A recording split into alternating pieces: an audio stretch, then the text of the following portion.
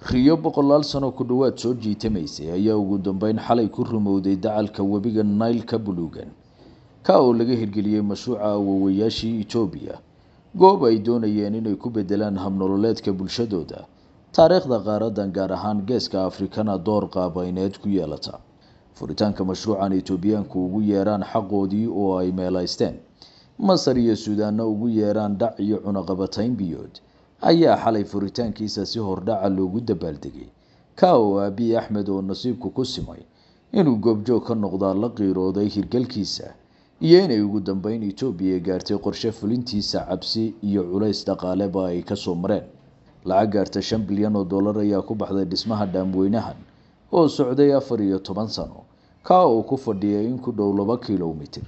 jooggiisu dhan yahay 175 mitir ka oo kaydin kara biyo dhan 74 bilyan oo mitir kuubik midda oo ka dhigaysa biyo xireenka ugu weyn guud ahaan Afrika iyo kan toddobaad ee caalamka ugu weyn midda taas ka mudan ee Itoobiyaanku doonayaan inay noloshooda bedesho waa xaddiga korontada ay biyahani soo saari doonaan taas oo sababta ugu weyn ee dhaamkaba loo asaasay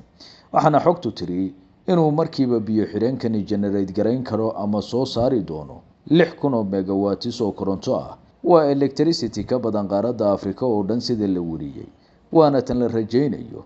in dalkani balaayiin dollar ka macaashi doono caqabadaha ugu waaweyn ee mashruucani ka talaabay waxaa ka mid ahaa diidmada hirgelinta dhaamkan ee Masar iyo Suudaan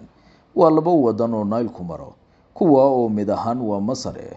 75% ku tirsan biyaha nadiifka ah ee webigan hayeeshee Abiy Ahmed ka dalkan hogaamiya ayaa dhowaan ku dooday inaan dhaamkani saameyn doonin biyaha webiga waxa uu yiri Not a single liter has been reduced. We have no desire to put them in danger. At the same time, this does not mean we must sacrifice our own interests on the hal litir kama dhimi doono biyaha webiga mashruucani mana doonayno inaanu dalalkan xuquuqdooda qaadano balse taasi kama dhigna inaanu teenna ka tanaasuleyno khubarada siyaasadda gobolkani waxa ay qiyaasaysay inaan biyo xiraankani hirgeli doonin isaga oo aan dhiig ku daadan Masar dhicin oo damaca Itoobiya waa hirgalay Abiyna waxa uu madaxda Afrika ee furitaanka mashruucan ka qayb gashay oo madaxweynaha Soomaaliya ka mid yahay uu sheegay inay iibsadaan korontada dhaamku soo saarayo